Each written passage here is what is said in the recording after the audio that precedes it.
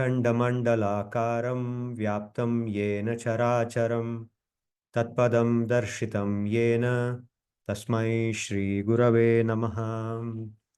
सर्वेभ्यो नमस्काराः. Today we start the 17th chapter of Bhagavad-gita. We completed the 16th chapter in the last session, and at the end of the 16th chapter, in the last two shlokas, Sri Bhagavan said, Ye shastra vidhim utsrijya vartate kamakaratah na sasiddhim avapnoti na sukham na param gatim. And then he said, Tasmat shastram pramanam te karya karya vyavasthitau jnatva shastra vidhanoktam karma kartum iharhasi.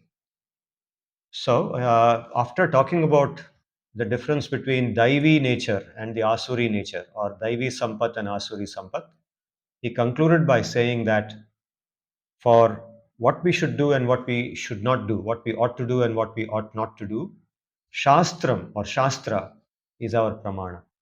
Pramana means our reference. How we should decide, when, especially when there is a dilemma on what is right and what is wrong, or when we want to know what the procedure is for doing something, then we should refer to the appropriate Shastra. If we don't know how to read the Shastra, or if we are not able to understand it ourselves, then we should consult someone who is knowledgeable in the Shastra. That is also a way to understand the Shastra. But whichever way, it is through the Shastra that we should live our life, not just whimsically. So now, to take this forward, Arjuna immediately asks a doubt. And because of that particular doubt, a whole chapter emerges. And that is the 17th chapter of Bhagavad Gita. So let's see what Arjuna's doubt was, and let's see what that led to after that. So Arjuna begins the 17th chapter this way. He says, Ye shastra vidhim utsrijya yajante shraddhayanvitaha tesham nishtha ka Krishna sattva maho rajastamaha. Arjuna said, Ye shastra vidhim utsrijya yajante shraddhayanvitaha.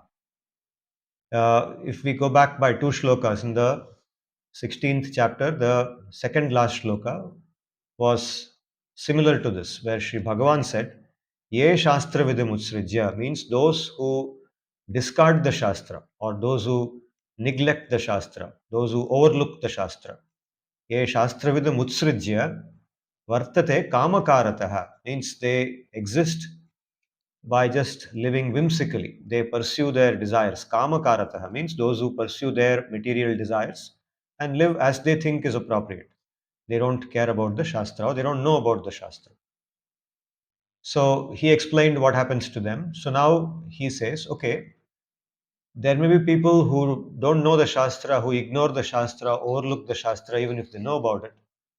But he says, Yajante Shraddhayanvitaha means they engage in worship. Yajante means they do worship.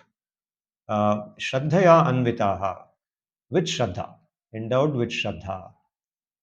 So he says, there could be some people who don't know the Shastra, but they seem to be living a life just like those who know the Shastra. Their activities, for example, they also are honest in their life. They have good values, they have good morals. And we see them doing sometimes yaga also. They do yajnas, they do go to the temple, they bow down to a deity, they worship a deity. So they don't know the Shastra, but still they're doing all these things that you seem to have said under the Daivi qualities. So he says, basically he's saying then why is it important to know about the Shastra? Because there are already so many people who don't know the Shastra or don't think in terms of the Shastra, but they seem to be doing good things. Tesham nishtha ka Krishna sattva maho rajastamaha. So how would you categorize them? Will you say that they are in the sattva guna, or are they in rajo guna or tamo guna? So if you recollect in the 14th chapter, Sri Bhagavan explained about the difference between the three gunas of prakrti, sattva, rajas and tamas. So how would you put these people? You said that the Daivi people are in sattva guna and the Asuri people are predominantly in rajo guna or tamo guna. Now how would you put this kind of people who ignore the Shastra? You said Shastra is what the Daivi people do. So how do you put them? Are they sattvic, rajasic, tamasic? Because they seem to be following what the people who follow the Shastra also do. So this question is interesting because he introduces the term Shraddha here. And so in this chapter, we'll try to understand the connection between what was spoken in the last chapter, the 16th chapter, and the 17th chapter, which talks about Shraddha. The translation of this shloka, Arjuna said, "O Krishna, what is the position of those who do yajna, worship with Shraddha, but ignore the rules and procedures described in the Shastra? Is it sattva, rajas, or tamas? What is it?" So here, in this diagram, I have shown how uh, we are basically now going to relate two things. Sampat of the 16th chapter, Daivi Sampat versus Asuri Sampat. That dichotomy was discussed in the 16th chapter. Now the dichotomy here is to something that corresponds to Sampat or Shraddha. And Shraddha can be Shastriya Shraddha or Laukiki Shraddha. And that is the topic of the 17th chapter. In the last two shlokas of the 16th chapter, Sri Bhagavan talked about Shastriya Shraddha. Shastriya Shraddha means Shraddha which is based on the Shastra. Okay, we will talk more about what Shraddha means. But before we go there, we are saying that, okay, there is something called Shraddha and it's of two types, Shastriya and Laukiki. And Shastriya Shraddha is of a particular type, and that was described in the 16th chapter. And there, Sri Bhagavan had said that Shastriya Shraddha is what the Daivi people have, and that is what you should cultivate. You should become, you are a Daivi person anyway. And my advice through you to all the other people is that they should cultivate or they should nurture Shastriya Shraddha. Shastriya means that which is based on the Shastra, and Laukiki means that which is not based on the Shastra but which comes by one's own natural instinct. Okay, so now I'm going to go forward and see how Bhagavan replies to this. Shri Bhagavanuvacha Trividha Bhavati Shraddha Dehinam sa Svabhavaja Sattviki Rajasi Chaiva Tamasi Cheti Tam Shrunu.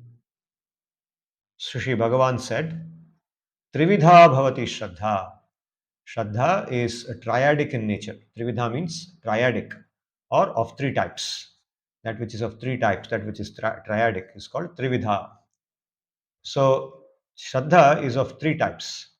And he says, Dehinam. Dehinam means people who have a material body. So, all the Jivatmas in this samsara, like us, have a material body. So, we are called Dehis. Dehin means one who has a material body. Dehinam. Of those who have a material body, Shraddha is of three types and it is Swabhavaja. This word is very important here. Swabhavaja, this last word. Swabhavaja means Swabhavat Jayate. It is Swabhavaja, that which is born of Swabhava, that which comes or that which emerges from one's Swabhava. Okay, so what is meant by Swabhav? We will talk about it now. Sattviki, Rajasi, Chaiva, Tamasi, Cheti, Tam Shrunu. So this Trividha, three types means Sattviki Shraddha, Rajasi Shraddha, and Tamasi Shraddha. Three types. Shraddha can be of three types. And Shraddha is born of Swabhav. So Shri Bhagavan said, in living beings with material bodies or living beings in material existence, Shraddha results from their Swabhava and is of three types, Sattviki, Rajasi, and Tamasi. Now hear about it. He's going to talk about it now. Okay, so this is the diagram which I wanted to show you. The core word here is Swabhav and how Shraddha emerges from Swabhav. Okay, so these two diagrams. In the first diagram, you'll see I've explained a little bit more about what the word Swabhav means. Now, normally in colloquial language, we talk about Swabhav, like in Hindi we say Swabhav, uska Swabhav aisa hai. और स्वाभाविक रूप से ये जानते हैं. So Swabhav means nature, essential nature of somebody. Okay? Now, if we dig a little deeper into what that concept means, Swabhav is something that is represented by one's samskaras.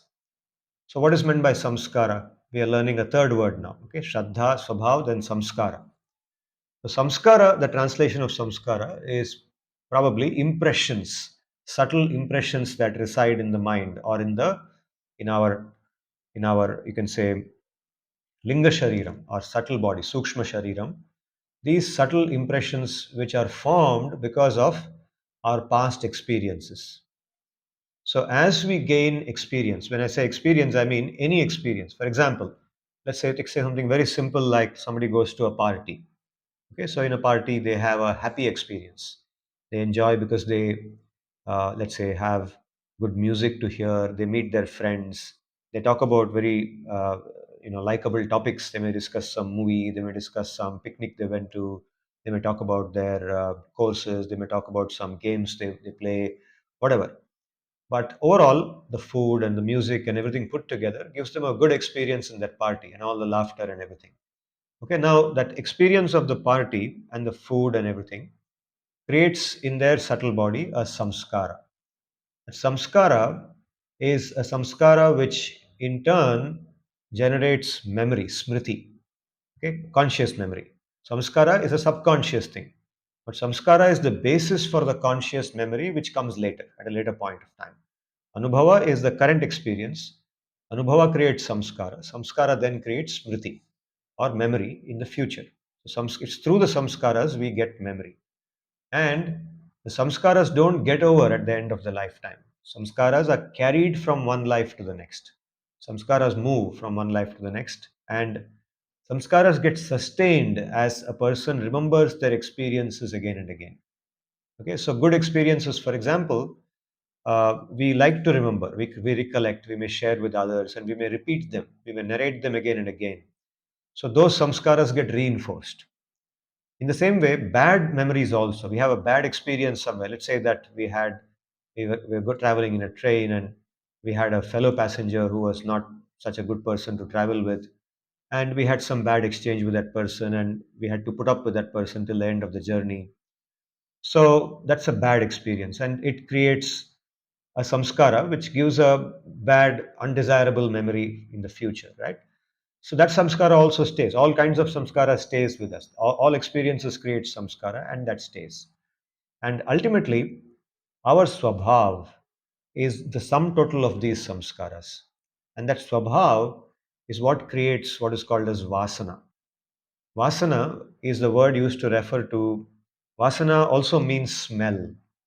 So here, vasana means a tendency, a subtle tendency, the deep inner tendencies that we have, like the likes, the dislikes towards whatever, different things, right?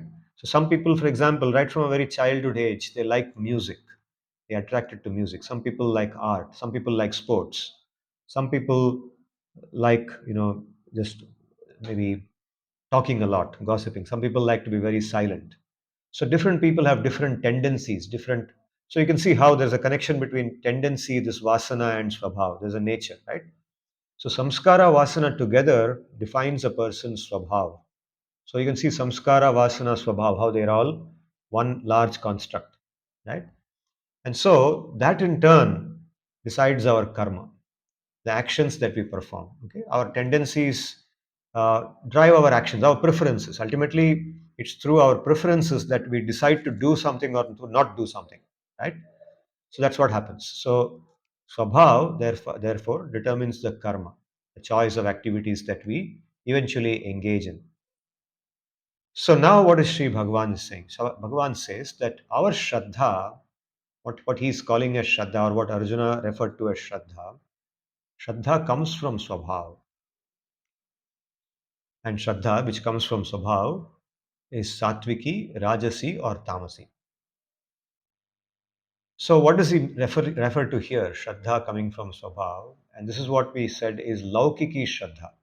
Laukiki, because you can see it comes from our material experiences and it is situated in the material context. It is not based on Shastra. The Shraddha, or this orientation that we have.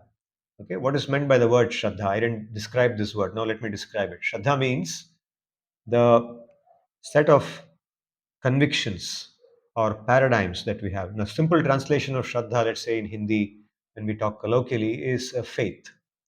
भगवान में श्रद्धा है, उसको हनुमान जी में श्रद्धा है, इसमें से, right? बहुत श्रद्धालु आदमी है, वो श्रद्धालु लोग कुंभ मेला गए थे.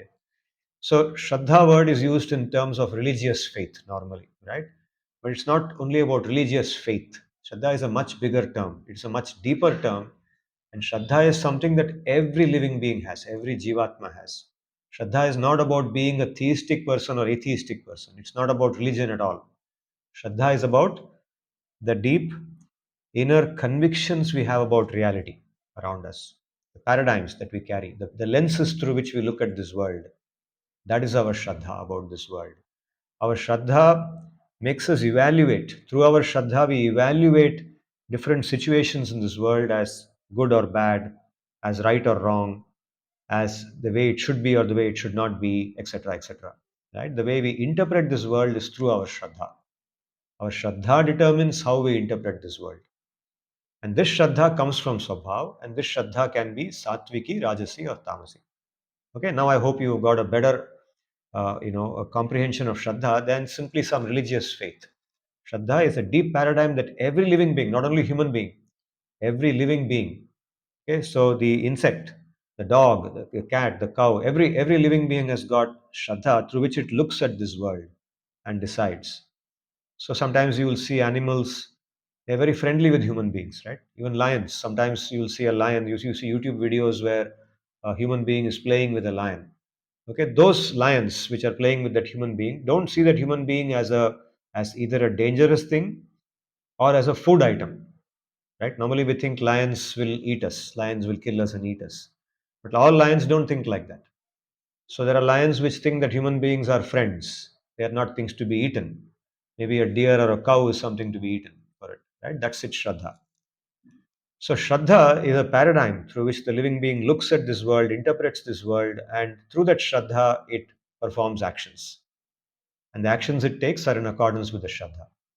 And that is why it's important to know that Shraddha is to be taught in terms of Sattviki, Rajasi, Tamasi. In the 14th chapter, what Sri Bhagavan described as the influence of Sattva, Rajas, and Tamas is much deeper than just in the actions we perform. It comes from our Swabhav and it's enacted through our Shraddha. And then through Shraddha, it becomes actions. Sattviki, Rajasi, Tamasi. Good. So Shraddha, he says, is very broadly of two types. Sattviki Shraddha, which he introduced in the 16th chapter. And now in response to Arjuna's question, the first question in the 17th chapter, Sri Bhagavan is showing that, okay, I'll take a step back. And before I talk about Sattviki or Shastriya Shraddha, let me talk about Laukiki Shraddha first. And Laukiki Shraddha is of three types. It is not Shastriya, it is Laukiki, means it comes from Swabhav, it's not based on Shastra, and it can be of Sattviki, Rajasi, and Tamasi natures. So let's see what he says going forward.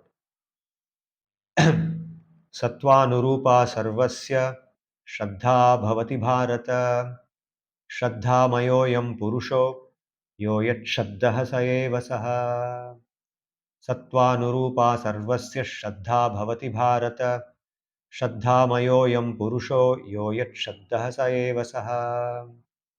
So what does Sri Bhagavan want to say here? He says Sattvanurupa sarvasya. Sattva anurupa. So that which follows sattva. Shraddha is that which follows sattva. So again, he's going back to something deeper, like we just said, Swabhav. There he said it's born of Swabhav. So now he's saying it's in accordance with somebody's sattva. Sattva, the word sattva here means antakaranam. Antakaranam means our inner hardwiring. In English, we say hardwiring, the inner hardwiring of a person, genetic hardwiring, people say. So the inner constituent substance inside the person is heart, his mind, his consciousness. Okay, Sattvanurupa, it's in accordance with that. Sarvasya Shraddha, everybody's Shraddha is in accordance with their Antakaranam, with their inner hardwiring. Shraddhamayoyam Purushaha. This Purusha or this Jivatma is Shraddhamayaha, means he is always endowed with some Shraddha or the other. There's always a Shraddha in this person. And yo yat Shraddha sa eva saha. A person is what his Shraddha is. Yo yat Shraddha, what one person Shraddha is, sa eva saha. That person is that only. Whatever a person's Shraddha is, the person is that. Okay, in other words, in simple language, a person's Shraddha defines that person. A person is defined by their Shraddha. So let's talk more about it. My translation is like this: O Bharata, a person's Shraddha is in accordance with their inner substance, values, beliefs, paradigms, or inner hardwiring. And this is true for all. Each individual is endowed with Shraddha, and each is what their Shraddha is. So, to elaborate more on this, to explain more, what he meant by that, Sri Bhagavan gives the example of yaga or yajna. So he says, Yajante satvika devan yaksharakshansi rajasaha pretan bhutagananschanye yajante tamasa janaha. So he says, Sattvika Janaha means Sattvika, the people who are known as Sattvikas, people who are under the influence of Sattva Guna predominantly, they worship the Devas. Okay, Yajante Sattvikaha Devan, Yaksha Rakshansi Rajasaha, those who are Rajasa, those who are under the influence of Rajoguna predominantly, they worship the Yakshas and the Rakshasas. Pretan Bhutagananschanye Yajante Tamasa Janaha, those who are Tamasas, those who are under the predominant influence of Tamoguna, whom do they worship? They worship the Pretas and the Bhutas, the ghosts. Preta means those who have died, people who have died, and the ghosts. Okay, dead people or what they consider as ghosts. Okay, so three types of gunas, and depending on the influence of the guna, people with Laukiki Shraddha are attracted towards different types of other people, the people that we are attracted to. Okay, so when we exist, we are attracted to other living beings, and in everybody's mind, there is someone else, at least one person, who is their role model or their worshipable. Okay, at least one. There could be many more. For example, all our teachers we may consider as our worshipable people. Okay, our gurus, our parents, our elders, or sometimes we consider celebrities as our worshipables. Some celebrity sports person or film actor or politician or a great historian or some other kind of statesman who has done something good, some social entrepreneur, okay, somebody who sacrificed their life for the larger purpose of society. So we all have some role models, some worshipable, and so on. So whom do we worship? What kind of people do we worship? It depends on the guna that's influencing us. So here, the word devan, of course, refers directly to the devas, the people whom we consider the deities that we worship. But more broadly, it refers to people with a good nature, good character, people with great qualities. Okay, people with very humble, the qualities that the devas have. Such people are worshipped by those who are sattvic. Similarly, yakshas and rakshasas, they are people in this material existence who are very powerful, and sometimes they do good things, but they are largely materialistic in nature. For example, there's a deity called Kubera. Kubera, he's a divine person compared to human beings. His level is above that of human beings, the normal human being. Kubera is considered to be the god of wealth, right? And he is considered to be a person who inspires those who are predominantly in Rajas. Those who are in Rajas see him as a hero, see him as somebody they should worship.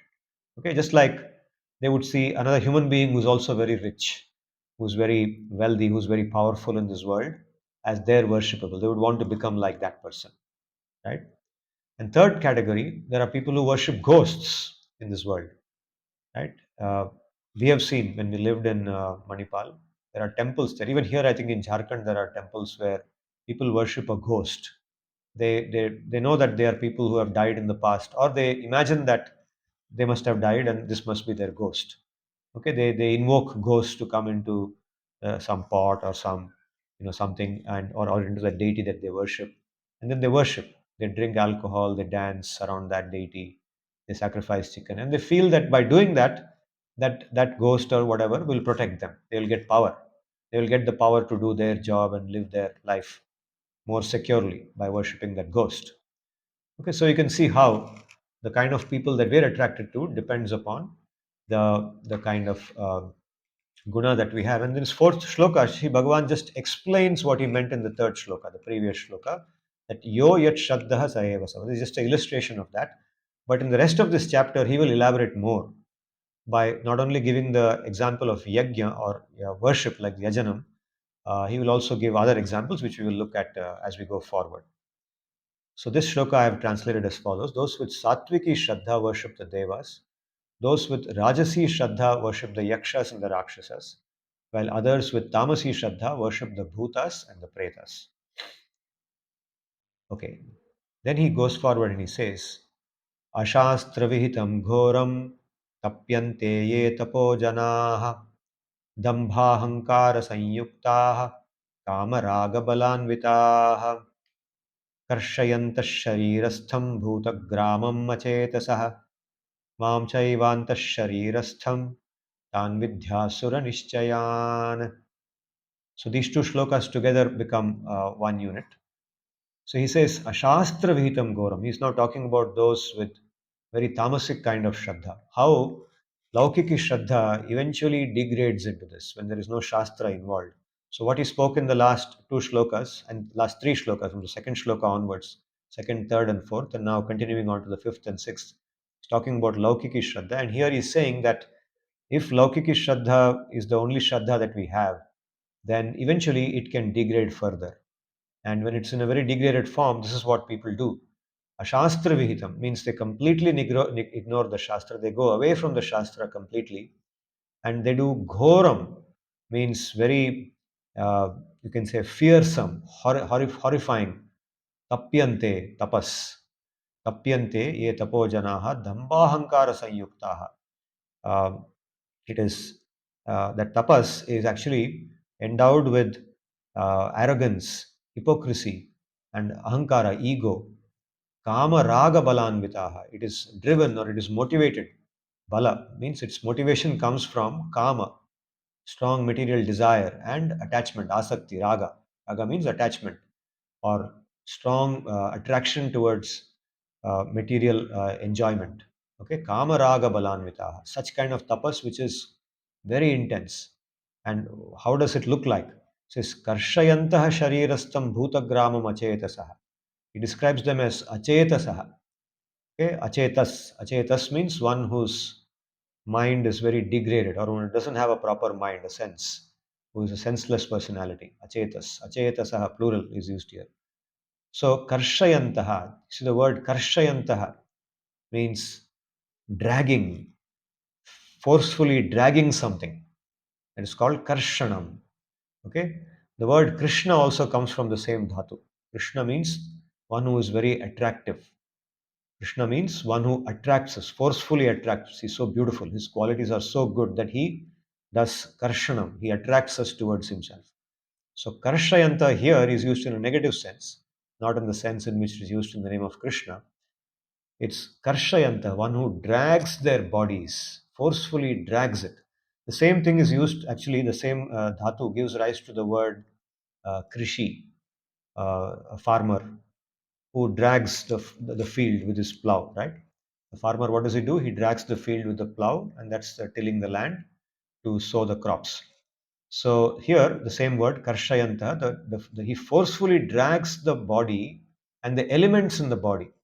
Bhutagramam. Bhutam here means the not the ghosts, it means the elements. Panchamahabhutam. Okay? The five elements, the different elements which constitute the body, they are called bhuta. So, hello, can you hear me?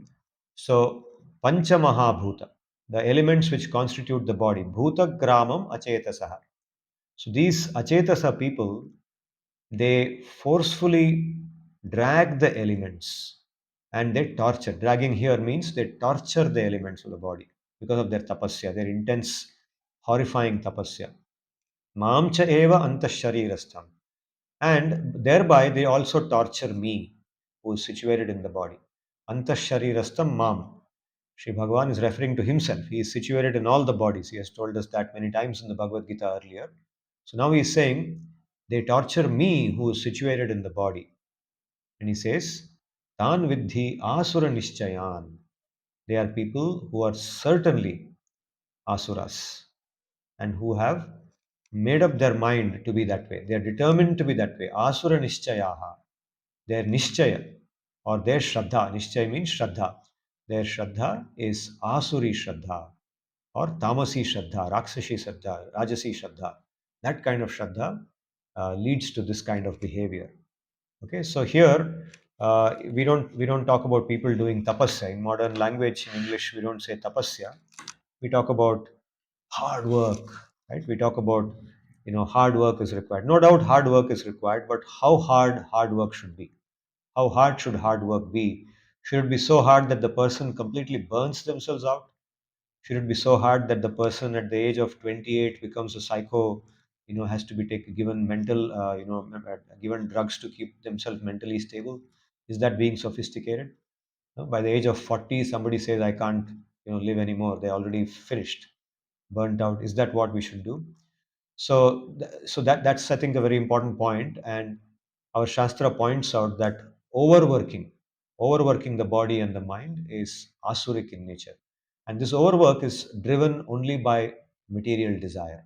Only people with extreme desire, who are discontent with life, whose life is filled with discontentment, will be driven to work like that. The sensible person, the Daivi natured person, who understand the purpose of life.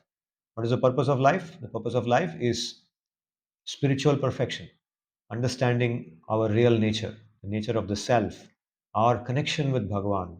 Our true happiness lies there. And that's not only our happiness, it's the happiness of people around us. Everybody can be made happy by that connection.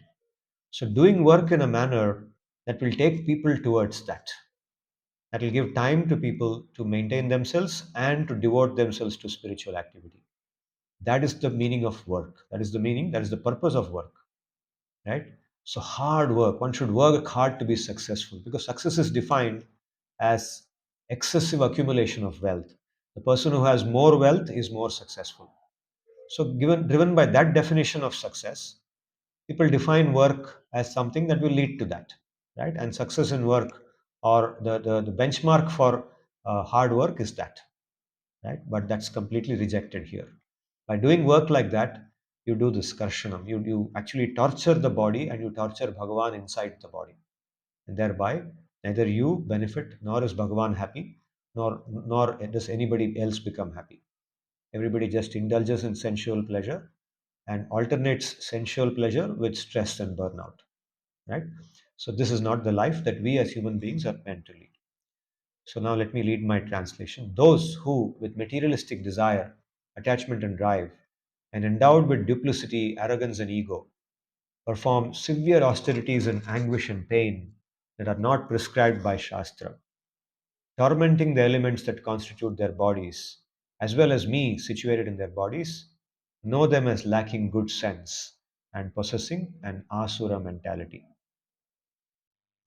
So, Sri Bhagavan has introduced in these six shlokas, he has introduced the 17th chapter. And in the rest of this chapter, uh, in the first part, from the 7th shloka onwards until the 21st shloka, Sri Bhagavan will describe how this Laukiki Shraddha manifests itself in different types of things we do. And specifically, let me read the 7th shloka now. Yeah, before I go to the 7th one, I'll just quickly conclude the discussion on the 5th and the 6th shlokas with this example. Hiranyakashipu's tapasya to become immortal and invincible. This is described in the Saptama Skanda of Bhagavatam in the 3rd chapter. There it's described that because of the killing of his elder brother Hiranyaksha by Vishnu, Hiranyakashipu wanted to seek revenge on Vishnu, and then he did very intense tapasya of this type to become immortal and invincible. And he eventually ended up torturing the universe, not only his own body became completely emaciated and it vanished. It could not be seen anymore. But smoke was coming from the place where he was standing. He was still there, but his body became invisible. It got eaten up by all the insects and everything. But he was still there, and from that place where he was standing, smoke started coming, and because of that smoke, he could be identified as being there. And Brahma, eventually, when the whole universe got disturbed, Brahma comes there and then tries to get him out of that position. And eventually, we know what happened. This is one example. The other example is Vishwamitra's tapasya, which I already narrated a few times in this course earlier. Vishwamitra's tapasya to become a Brahma Rishi after the duel that he has with the Vashishta Maharishi, and he loses badly, and he wants to seek revenge in this way. He wants to seek revenge by proving himself that I am also as good as you. I can become as good as you by becoming a Brahma Rishi. And he starts doing very intense tapasya, which is driven by this Asuri mentality. and in the process he does a lot of harm to a lot of people, and eventually it ends. It has a good ending, but the process is not at all recommended by the Shastra. So with these two examples, I'll move forward. Now, in the seventh shloka, let me see. This is the fifth and the sixth shlokas. This I just completed. Yeah, here. The seventh shloka, Sri Bhagavan says, Aharastvapi sarvasya trividho bhavati priyah yajnastapasthatha danam tesham bhedamimam shrunu. So as he takes forward this discussion on Laukiki Shraddha and tells us how Laukiki Shraddha manifests in terms of sattva, rajas, and tamas, he uses four popular human activities, which are all actually recommended in dharma, but how people with Laukiki Shraddha of the three gunas, of the three types, how do they actually experience them, or how do they enact them? The first one is ahara, food. The second is yajna, right? Yajna is worship, or the particular homas that we perform. The third is danam, or charity, and the fourth is tapasya. Or the third is tapasya in this listing here, and the fourth is danam. Okay, so ahara, yajna, tapas, and danam. So these four types of activities, each of them, how people with sattviki shraddha, rajasi shraddha, tamasi shraddha, how do they perform differently? So he explains for us to have a better understanding of how shraddha differs by the three gunas. Even food that is dear to people is of three types. Likewise, worship, yajna, austerity, tapas, and charity, dana, are also of three types each. Hear about the distinctions between them. So now in the next three shlokas, he's going to talk about the three types of ahara according to the shraddha. And I will quickly go through them for today's class. First, those with sattviki shraddha, what kind of ahara do they have? Ayus sattva balarogya sukha priti vivardhanaha rasya snigdha sthira hridya ahara sattvika priyaha. Ayus sattva balarogya sukha priti vivardhanaha rasya snigdha sthira hridya ahara sattvika priyaha. So he says, the foods which are dear to the people who are sattviki, who have sattviki shraddha, who are sattvika. So he's using the term sattvika for those who have sattviki shraddha. They eat foods which are of four types. Rasyaha, foods which are juicy. Snigdhaha means which have some fatty substance in them. There's some amount of fat or grease in them. Okay, they are oily by nature, greasy or oily, fatty by nature. Sthiraha means they are firm, and hridyaha. Hridyaha means that which is pleasing to consume, that which doesn't cause pain, discomfort, burning, etc. Hridyaha, which is pleasing both while consuming and after consuming. Means in the period in the time period after consuming, the few hours after consumption, how does it feel? It feels good when you have sattvic food. Okay, rasyaha, juicy food, food which has some fat content or oil content, and which is firm, which is not just loose, and food which is very pleasing and satisfying, filling, content giving, contentment giving. Okay, so such kind of foods. And what is the outcome of having such foods? So he says, Ayuhu, Ayu Vivardhanam. Ayu means lifespan. Such kind of food actually increases our lifespan. Sattvam. Sattvam means our, you can say, uh, inner strength. Okay, our our intelligence, our strength, inner strength, not the physical strength, inner strength. Balam. Balam means our muscular strength, bodily strength. Arogyam. Arogyam means good health, freedom from disease. Sukham. Sukham means sense of inner peace, inner contentment, inner contentment. Preeti. Preeti means an affectionate disposition. Preeti means love or affection, or you can say a sense of caring towards the rest of this world. Okay, so all these six things is imparted by food which is sattvic, the food that sattvika people like. That's why it's called sattvic food. So sattvic food gives these six outcomes. It increases our lifespan, it gives inner strength, it gives muscular strength, it gives good health, it gives a sense of satisfaction internally. It also gives a sense of kindness, compassion, love, affection towards others, a sense of caring towards this world. Right? All this is increased when sattvic food is eaten, and sattvic food is of this type. Foods that increase lifespan, enthusiasm, bodily strength, health, contentment, affection, and care towards other living beings. Foods are juicy, fat containing, firm, and pleasant to the internal organs, are dear to those who are sattvika.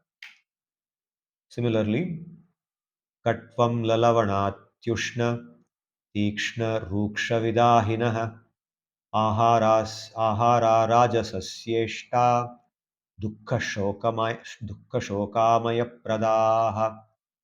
So he says katva, katu actually. The first word is katu. So he's now explaining the foods which people who are rajasi, who have rajasi shraddha, okay, the foods which we call rajasic foods. What are their properties and what is the outcome of having such foods? So katuhu. Katuhu means that which is very bitter to have. Okay. So an example of such kind of food is say neem leaf. Okay. So today being Yugadi, it is said that we should have a little bit of neem with jaggery, and we had that in the morning. So katuhu is something like a neem leaf, which is very bitter to have. Okay, you can have it in a small quantity. It has got medicinal properties, of course. Neem is extremely good for from medicinal perspective, but it cannot be had as a main diet. Can't be eaten like the way we eat rice, right? Similarly, amla. Amla means that which is sour by nature. Okay? So all of these actually should be understood as in excess. Okay, something that's excessively bitter, something that's excessively sour. Okay, excessively sour food, for example, very sour curd. Okay, uh, is amla. Similarly, lavana, salty. Lavana means salty. That which is very salty, food which is very salty. Atyushna.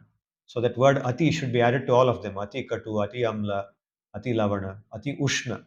Ushna means that which is hot. Okay, something that's extremely hot to drink. Hot means temperature wise hot. Tikshnam. Tikshna means that which is very pungent or sharp. So here is where our onions, garlic. Onion is a pungent food because even when you cut, even before you eat it, even when you are cutting onions, you feel the smell. It hits you, right? You get tears in the eyes, and it leaves a very sharp smell on the fingers after cutting it. You have to wash your finger with some strong soap to let it go. Similarly with garlic. So onions and garlic are very pungent and sharp foods. Similarly, sharp by their texture. Foods which are like certain kinds of fried items, right? They are very pointed, or they you have to eat them carefully, otherwise you will cut your tongue or something, right? So tikshna. Ruksha means that which is dry by nature, very dry. Again, namkeens, very salty namkeens are very dry by nature.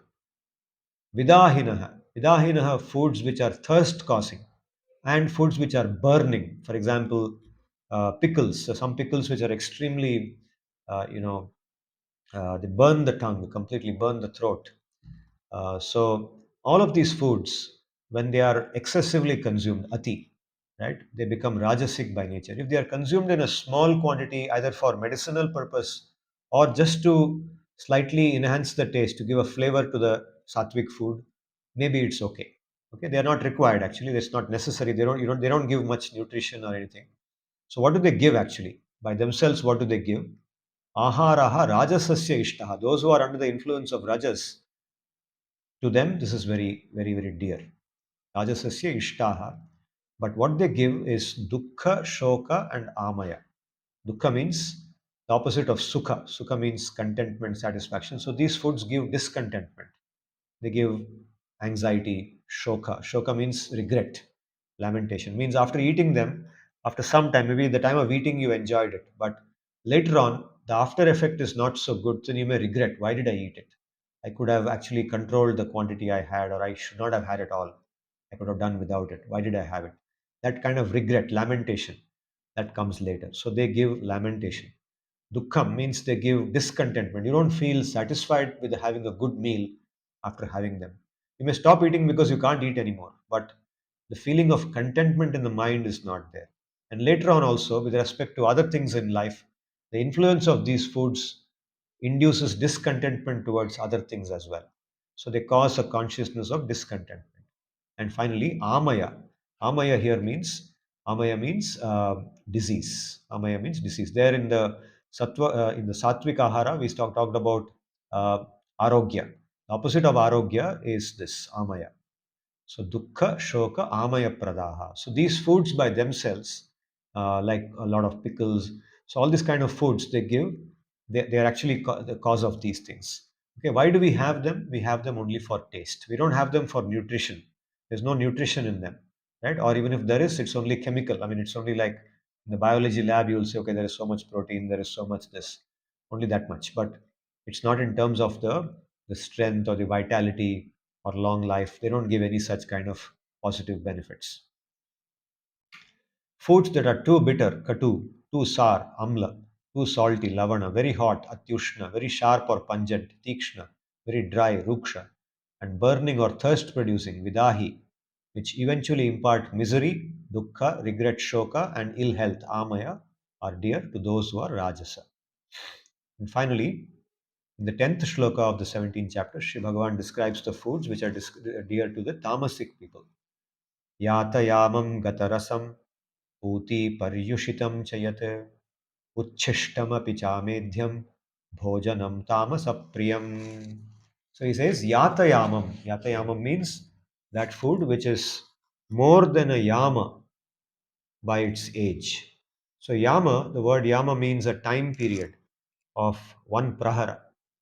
Prahara means in our uh, Indian knowledge system, the Vedic knowledge system, the day is divided into 8 praharas. Okay, we don't say 24 hours. This 24-hour concept is a Western concept. But if you want to map it on to 24 hours, then you can say one prahara is approximately 3 hours.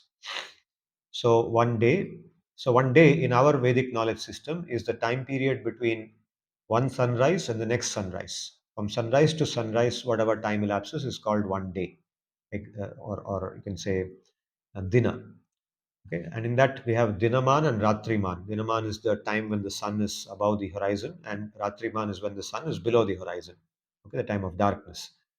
So this one prahara is approximately 3 hours, because the time between the time two sunrises, two consecutive sunrises, is not exactly 24 hours. It may be slightly less than 24 hours or slightly more than 24 hours, depending on the time of the year, right? But it's close to 24 hours. Therefore, one yama or one prahara is close to 3 hours. So yata yamam means food which is more than one yama since it's cooking, since it was freshly cooked. Typically, this is a typical time period. It's not like a strict measure. Even food which is slightly more than 3 hours doesn't become tamasic, but it's an indication that ideally you must eat the food within 3 hours of cooking, not more than 3 hours.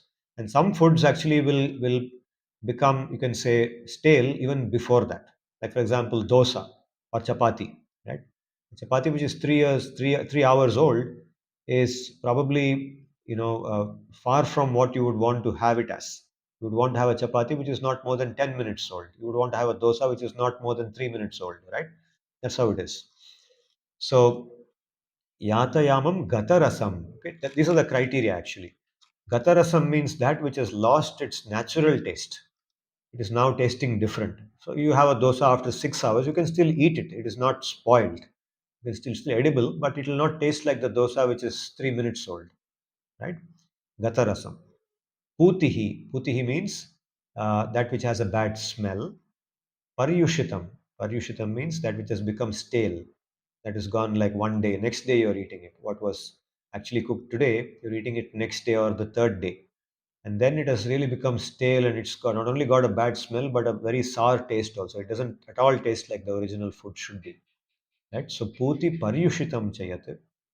Uchishtam apicha amedhyam means that uchishtam means that which has been tasted by somebody else other than one's guru.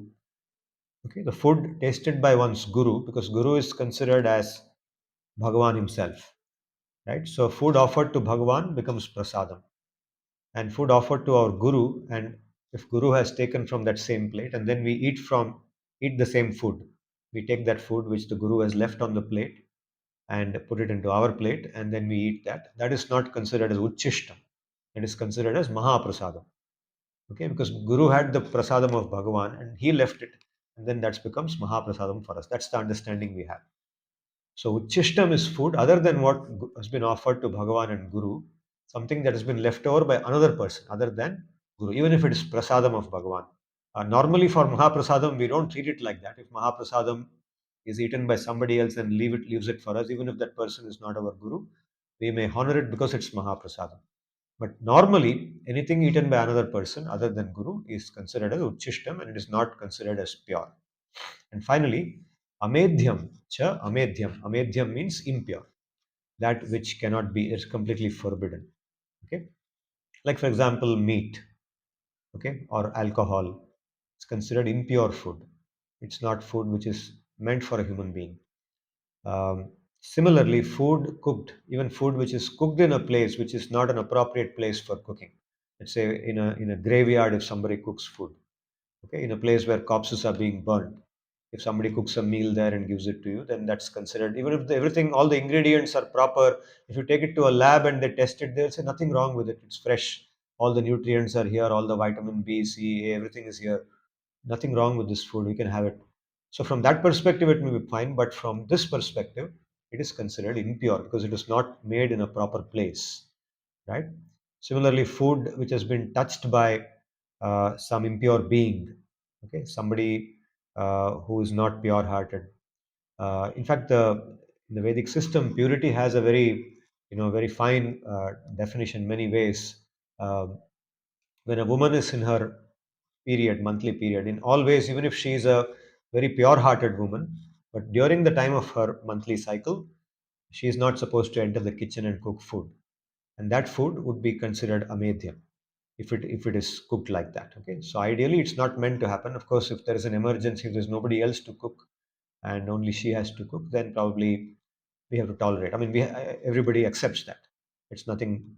See, emergencies are always emergencies, and exceptions are made for that. Right? So uchishtamapi cha medhyam bhojanam tamasapriya. Such kind of food is liked by people who are tamasic. People are attracted to that.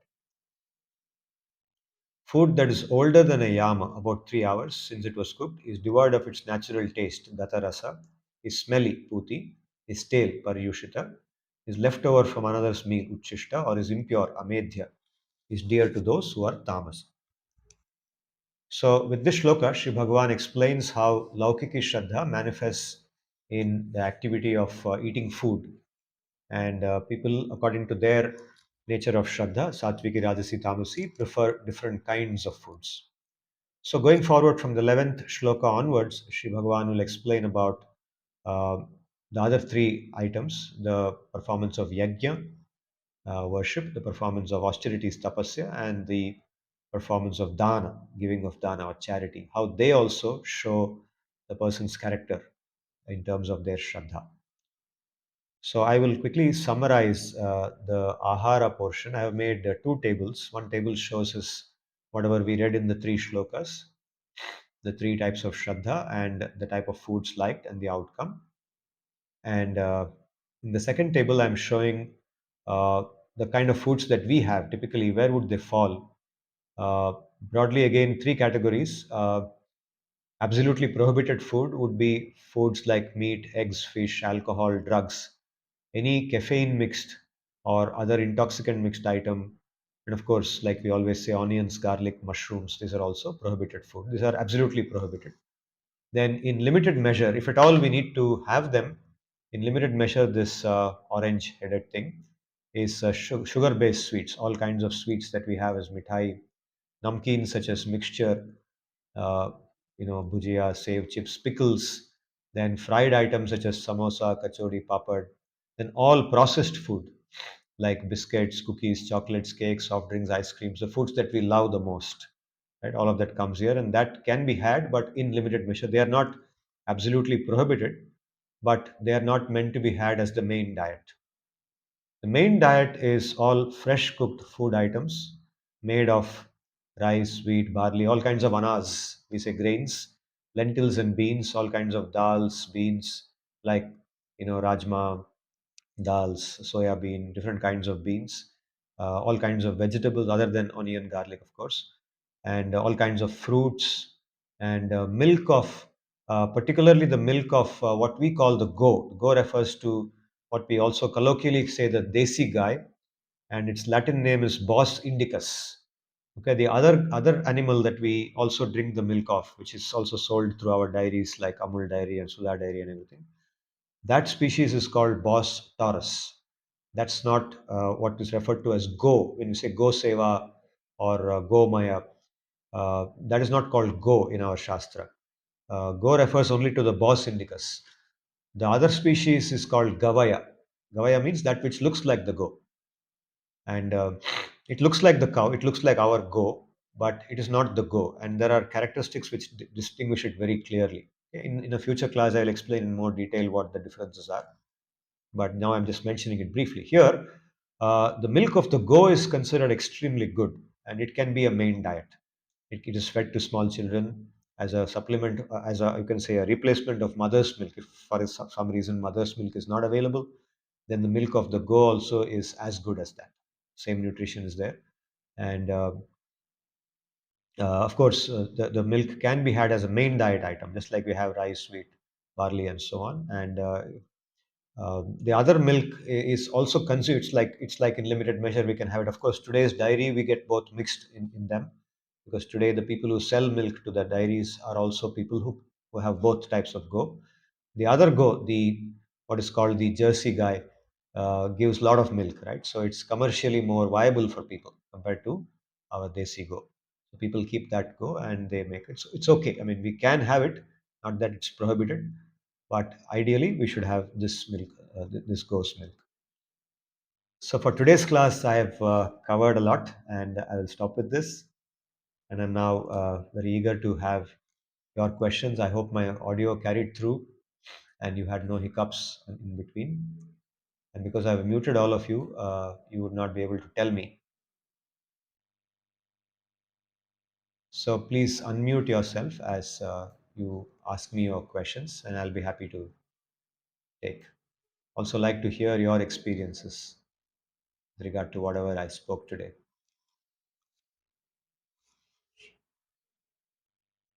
Sir, pronounce the delay this time. Yes, Sir, can Pranam we Nilesh. just click one back? I want to take a print screen of the first table first. Okay, 1 second.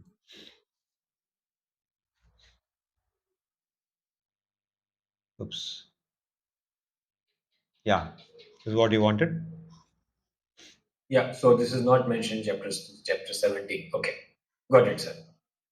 Sir, now the second thing, this pickle as well as papad, you said that should be a part of orange list. Yes, So yes. pickle is generally, I mean, from my childhood, we have been told that pickle is something good for digestion and we should take it. And it is made of all that sauce and all the ingredients in the pickle like mango and nibu are good for health.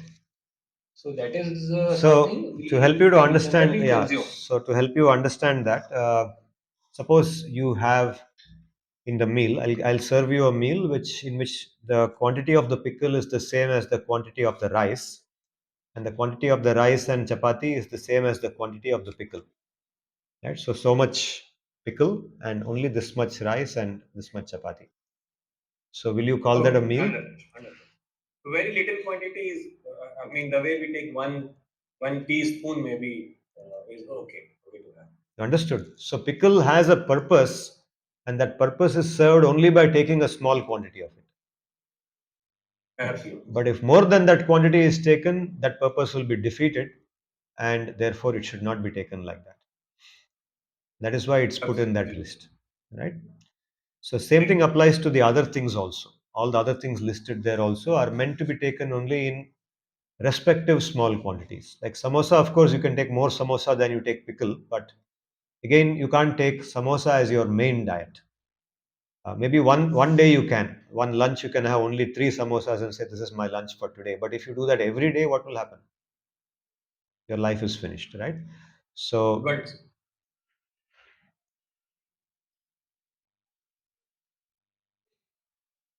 But now again, another corollary question to that same thing, the point made to the same thing is, suppose you don't have any of these things at all and have only the main diet. Okay, then will your life be affected in any manner? Will it have any negative effect on you? No, right? You can have a very healthy life.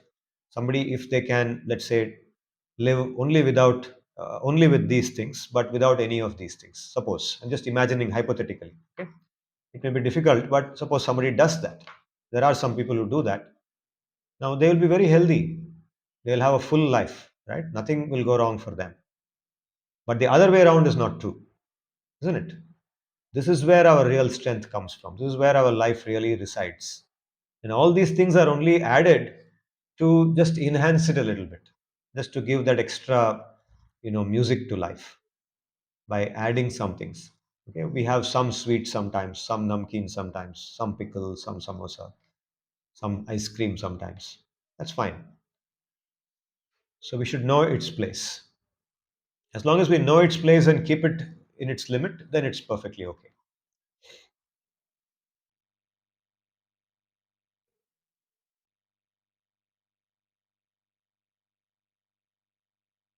Yes, sir. Thank you, sir. Got it, sir.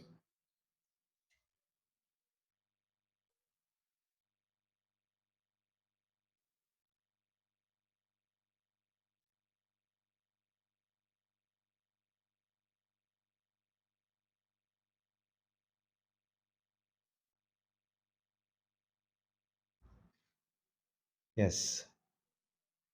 Sarthak, you had a question? Yes, sir. Am I audible? Yeah, you're audible. Sir, so in absolutely prohibited, there are drugs and any caffeine mixed or other toxicant mixed items. Yeah, But in our different professions, there are some items which are in this list, but they help the person professionally. So, to just give an example, for example, the truck drivers, you would see that they usually smoke or have some tobacco so that it keeps them awake and they can drive the vehicle. Similarly, in office settings, it is very common for people to have tea or coffee so that they stay awake and are not feeling drowsy. And even when sometimes the stress goes up, then there are some people who go and smoke so that then they can come back and work. So, what is your take on it, and how are there any alternate substances which can help professionally without getting into the list, which is absolutely prohibited? definitely. For example, I don't take any of them. I don't take coffee and tea also. And I don't feel the need for them to stay awake. For me, staying awake is a function of sleeping properly at night. If I get a full night's sleep, then the next day I don't feel sleepy at all, regardless of what work I'm doing. Or if I feel sleepy, then I don't feel the need to take coffee or tea to stay awake. I can just go to the bathroom, have a wash, or just go outside my office and take a walk for 5 minutes. I just go from my office to the nearby lawn or something, just take a walk, take some fresh breath, and then come back. My sleep is gone. So, in the same way, even in driving, see, the people have resorted to these things. People have, sort of developed. That's why Shraddha, they developed that Shraddha. That Shraddha tells them that, okay, have coffee, have strong coffee, you will feel awake. So they have become dependent on that, and that samskara has built up to that anubhav. Maybe the first time they had coffee, it sort of gave them that jolt, and wakefulness became, suddenly in their consciousness, and then they repeated that and reinforced it, and the samskara built up, and so the shraddha has built from that. That having coffee is the way to stay awake, or smoking a bidi is the way to stay awake, right? So this Shraddha is now making them do it again and again. The Shraddha only, reinforces it, and the more they do it, the more they will strengthen that Shraddha, and it keeps going on. But it was never required in the first place. They've gone down the wrong path. So a truck driver who doesn't smoke BD also can stay awake the whole night. In fact, I know other people, like recently one driver told me, one car driver or a bus driver, I think, who told me that they bite chilies when they feel sleepy. they keep some chilies nearby. So in the night when they are driving, they bite chili sometimes. If they feel that they might be feeling drowsy in the near future, they just take a piece of chili and they bite it. So that the chili feeling in the mouth, it's unpleasant. That unpleasant feeling keeps them awake. So through the orange, through they pick up an orange item here instead of the red item. They take shelter in the orange item. Hmm. Basically, what you are suggesting is that for alternatives, if not available in green, we can at least try the orange items. Yeah, the best is to remain in green only. You can drive away sleep by doing things like some deep breathing or walking, or just stopping. When I drive sometimes long distances in the past, what I've done is I just stopped the car, parked the car on the side of the highway, and then just slept for half an hour in the car itself.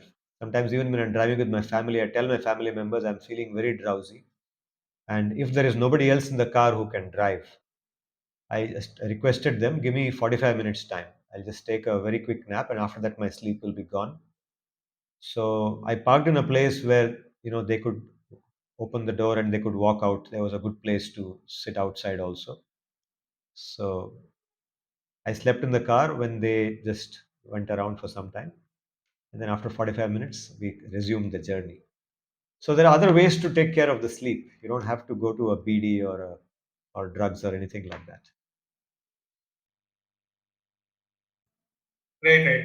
So just drug driving was just an example. And I saw that in the workplace there are things which people resort to in the red bucket list, which is quite common as some workarounds. But I get your point. So Yeah. instead of instead of choosing those which are in the red bucket, we should go towards the one which is in the orange or green.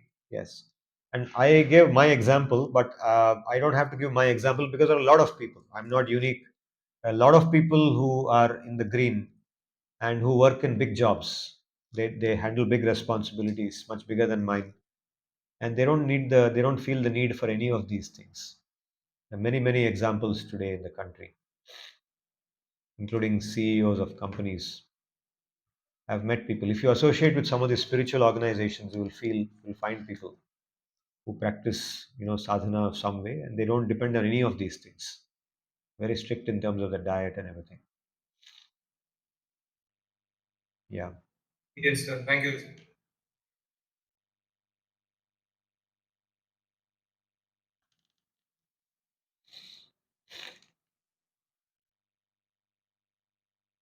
So it's possible, and we have to actually the transition from where we are. Okay, maybe we are dependent on some of these things, either in the red or in the orange. Many of us will actually have dependency on some of these orange items. Okay. Earlier, for me, for example, when I was in college doing my BTech, that's more than 35 years back, samosa was a very dear item, extremely dear item. And of course, after leaving college, it became less frequent in my life. One reason was it was not so easily available where I was. And eventually, after I came here and I started running and so on, it completely went out. I used to at least have sometimes, but now samosa is extremely rare. Maybe once in a year or once in 18 months, I may have one samosa. My pravriti for samosa is completely gone. It's not because I'm spiritually advanced or something. It's just that the shraddha towards getting something out of it, getting that pleasure out of having a samosa is now gone from me. I started liking running, and I started experiencing that having a samosa comes in the way of that. It sort of interferes with my running. It reduces my energy. I feel less energetic the next day if I have a samosa today. Similarly, with things like kachori, papad, and stuff like that, and even with namkeens, I used to consume a lot more than I'm taking now. Now I take very rarely, once in a blue moon. Okay, sweets I have more often, but again, even that quantity is somewhat okay, somewhat balanced. Of course, I have a long way to go in controlling, but I'm just saying that Shraddha changes with time as we experience different things and as we start liking other things which take us towards that. So, if we like, for example, our sadhana, we start doing better sadhana. Okay, so I'm not trying to encourage all of you to start running like me. I'm just saying that if you come to, since you're all students of Bhagavad Gita, then sadhana is very important. And for sadhana, this kind of food, the green food listed here, is the best. It's most favorable, and it'll help develop that, soft consciousness, that soft mind, which is required to do good sadhana. That's why it's recommended. So one question, Yeah, yes, Ruchi.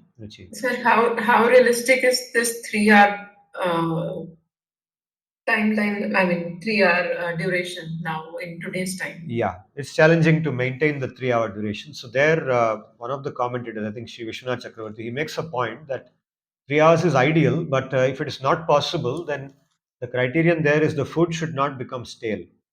It should have freshness in it. Its natural taste should be available to at least a good extent, right? So, for example, some items like, let's say, you make something made of rice, for example. Okay, you make some lemon rice, or you make rice, or even plain rice, and you keep it in a good hot case, and you take it in the afternoon with some dal, which you also maintain with some warmth.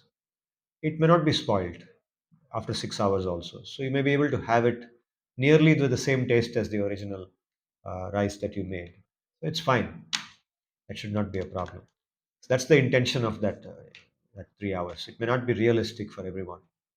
Okay. Yeah.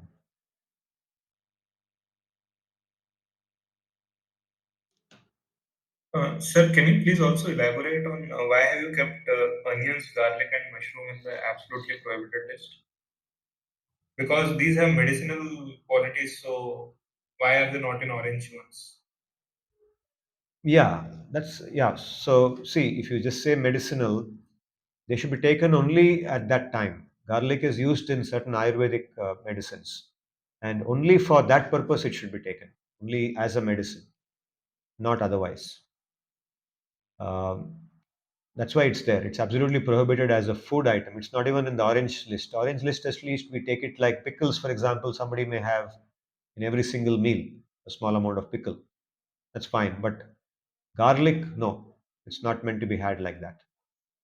It is prohibited because it increases the quantity of rajas and tamas in the body, in the consciousness, not just in the body, but in the consciousness. It increases that rajas and tamas. Mushroom is tamasic food, so it should not be had as per this understanding. And sir, onions, because it is advised in summers to take onions to stay protected from dew, which is very much common in the Indian subcontinent. Maybe onions protect you from loo or something else, but there are so many other ways to protect yourself from loo, right? There are foods like watermelon, for example, that's also good for so many summer favorable vegetables and fruits which can be had, and buttermilk. There's so many other favorable items which can be had in the summer. So onions may have some property like that, but they have other negative properties in them. Okay. Uh, I mean, for that matter, even the venom of a snake is used to create antivenom serum, right? Antivenom serum is made of snake venom. It's initiated with snake venom. And snake venom is given to the animal, like a horse or something. It produces immunity creating cells, right? And that is then is the basis for the antivenom serum. So even a bad thing has got something good in it. It serves some good purpose, but it's only to be used for that purpose, not as a food item. So, sir, the reasoning over here is that these are very strong in tamas and rajas. That is why these Yes, are absolute. It's so yes, even greater than samosa kachori. So these would have yes, tamas and rajas. yes. Samosa kachori are probably rajasic in nature because the primary benefit they give us is in terms of the sensual pleasure, the pleasure that our tongue experiences. That is the primary, reason for, consuming them. We enjoy it, we like it, right? Yes. They are not seen as objects of nutrition or sources of nutrition primarily not. Otherwise, you'll see sportsmen eating a lot of samosas, which we don't, right? Why do sportsmen not eat samosas left and right? They may take once in a blue moon, but they don't. If you see even what Yes, sportsmen without the Shastriya Shraddha, they have Laukiki Shraddha, right? Because what does a sportsman require? For example, Virat Kohli. Virat Kohli today is a pure vegetarian, right? Now, why is he a vegetarian? You see the videos in where he explains why he's become a vegetarian. He says that after becoming vegetarian, his energy levels increased. He feels better. He feels better concentration, mental strength, right? He's very careful. Of course, he may be eating onions. I don't know. I guess he might be, or he may not be also because he's such little spiritually also inclined because of his wife's influence. But regardless of that, even if he's eating onions, he may not be eating a lot of them. Must be, like the way normal people eat, a little bit mixed here and there. But predominantly, his food consists of the kind of things I have listed in the green there, right? So many sportsmen are like that. Even those who are non-vegetarian sportsmen across the world, there are people who eat a lot of non-vegetarian food also and who do sports, so professional sportsmen. Even they, for them, if you see their diet, it is predominantly vegetarian. Only a small quantity is non-veg for many of them. Okay, so I'm not only talking about the pure vegetarians among the top sportsmen like Djokovic. Djokovic is a pure vegetarian. Virat Kohli is a pure vegetarian, and there are others also in Indian cricket. There are so many others. I'm talking about the others who eat non-veg too. They are not predominantly non-vegetarian, like the common janta. In the Western countries, the common janta is predominantly non-vegetarian. They eat more meat than the vegetable they consume. But these sportsmen among them, they consume much more vegetable and fruits than the non-veg they consume. They consume just a little bit of non-veg, which they feel will give them protein, like chicken or something. Many of them don't take red meat also, like beef or steak. They take just fish or eggs or chicken sometimes for what they consider a source of protein, a little quantity. So I've read about their diets too, just to know how they look at it. So there also you'll see how vegetarian food, sattvic food plays a prominent, even though they don't know about Shastra, they're actually doing what gives them more sattva guna. Sattva guna is the guna which produces strength, mental strength, physical strength, vitality, energy, right? Which they need, which is what sports requires, isn't it? In fact, since you went on a trek recently, I went to the India Hikes website and I was reading about the diet that they give on treks. And on the India Hikes website, they explain that they give vegetarian diet during the trek. They strictly no non-vegetarian. Okay, so I was wondering why. After all, they are all people from all across the world. People come there and trek. So why force them to do vegetarian food? So then they also gave a similar reason. On the trek, you need to have a lot of energy and this and that. So that's the reason they were giving on the website. If you see their website, and vegetarian food is favorable. So from all directions, I'm hearing the same thing. It's yes, good. It's good. yes. Thank you, sir. Jayashree wants to add something. Bharat Bhushan wants to say. Bharat Bhushan, what did you want to say? So actually, from the second and third sloka, if we remove the spiritual part, then the thing came into mind that these two slokas can be used to teach perception in OB in a very precise manner. The actually the boxes you made in the second or third slide, I think so. Okay. You want me to show that again? One second. I'll share the screen again for you. Here we are. Fourth one, sir. Fourth. Okay. One second. I'm just trying to move the screen. This one. Yeah. Yes, yes, right.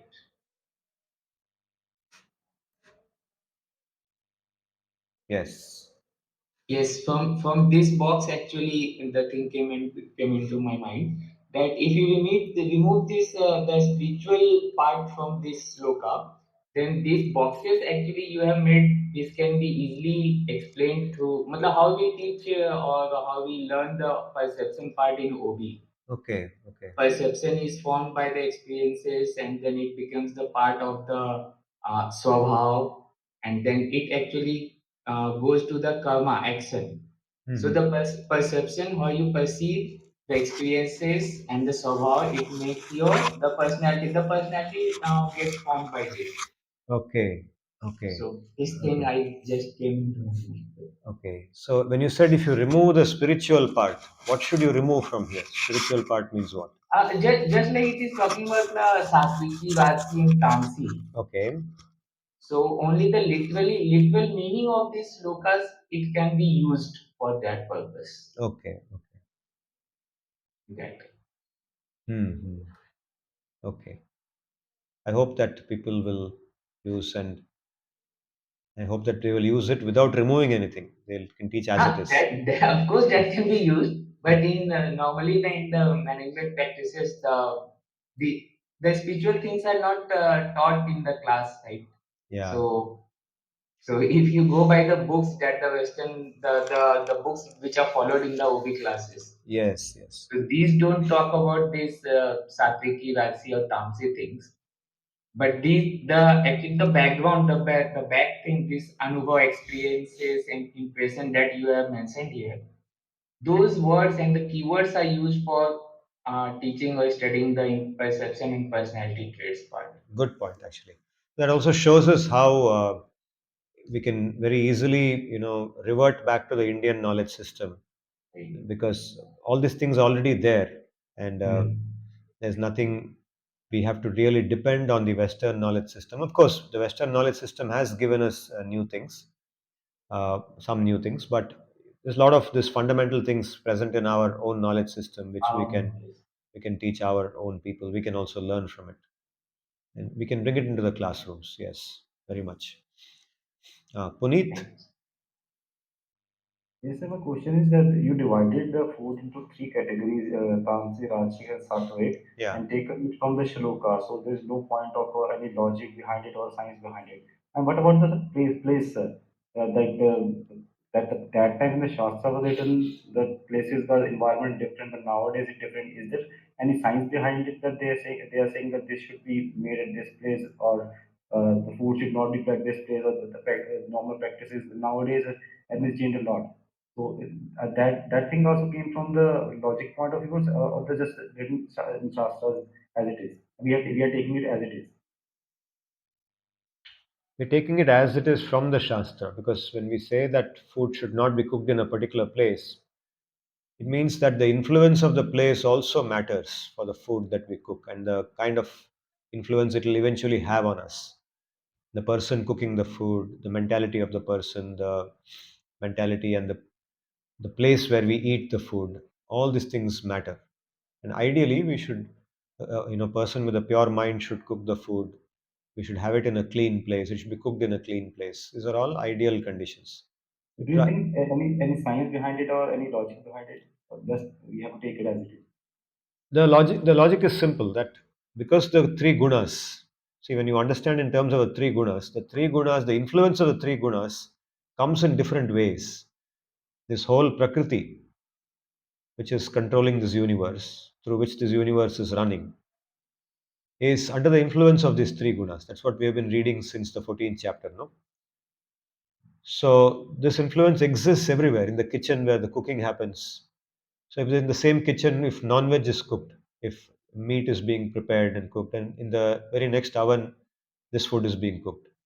Similarly, while serving the food, if both are served together, the person next to you is eating non-veg, you're eating your food.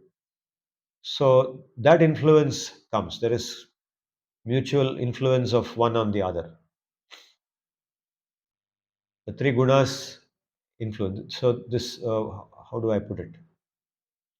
We feel it, for example, when we talk to a person. If you talk to a person who's very happy, then we also feel better because of that person's positive mood. Similarly, if you speak to a person who's got very negative vibes in them, who are always complaining, we don't feel good after that conversation. We want to avoid such people, right? Suppose somebody is always bickering, we don't want to go near them because we feel depressed after talking to them. We'd rather avoid them. We'd rather go to a person who's smiling, who's happy, who's very jolly. Why? Because there is subtle influence. What is the logic there? That person is not giving us some injection or something. Just by talking to that person for some time, we feel that. So the three gunas, they work like that. They move from one person to another person, one thing to another thing, which is next to it. There's contagion. There's contagion. They are contagious in nature. So that's this logic. That's the logic there. That's why the food should be cooked in a place where there is sattva, a clean place. The kitchen should be kept very clean. The kitchen is kept just like the puja room. In fact, many places the kitchen is next to the puja room because it's given the same status. The food is directly taken from the kitchen to the puja room. It's offered to Bhagwan in the same pure condition before any impurity comes into it.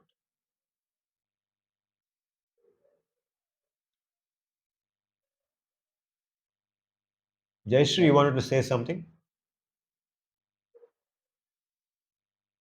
Yes, like when Sarthak had asked this question, I just wanted to share. I have shared in the chat box that why onion and garlic are prohibited, and Yeah.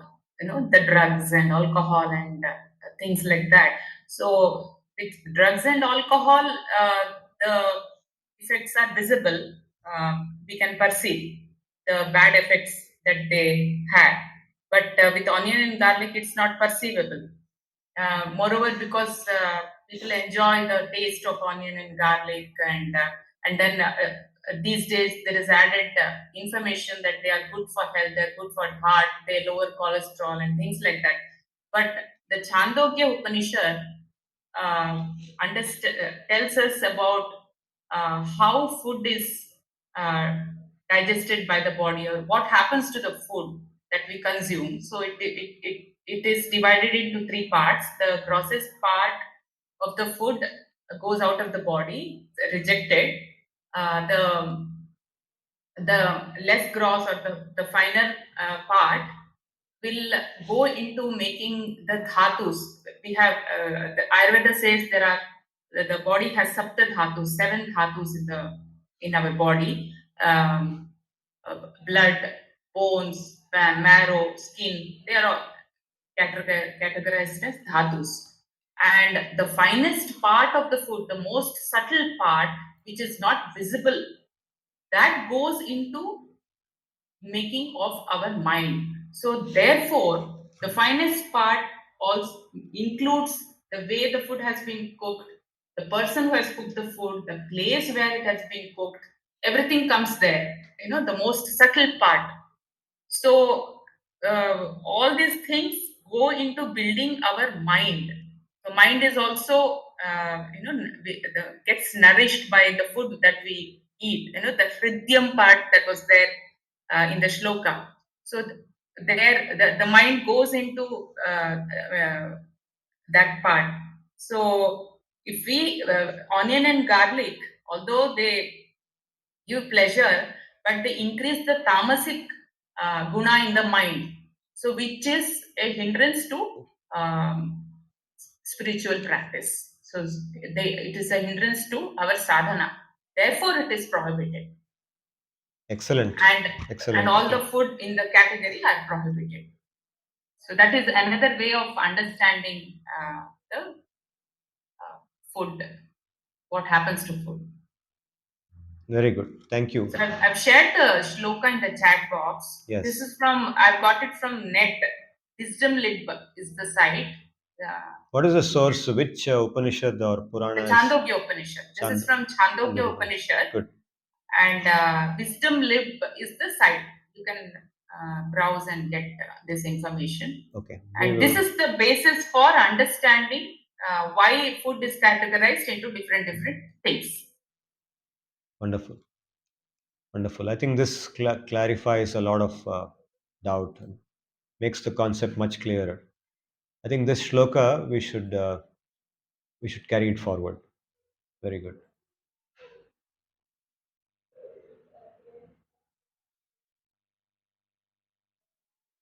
Good. Should we stop with this today? Any other questions? Or shall we close? It's 8 o'clock now. Good. There are no further questions. I'll close. We have had a good discussion today pertaining to what Shraddha is and how Shraddha is related to Swabhav. And then from Shraddha comes our actions. And Shraddha is of three types. Laukiki Shraddha is of three types: Satviki, Rajasi, Tamasi.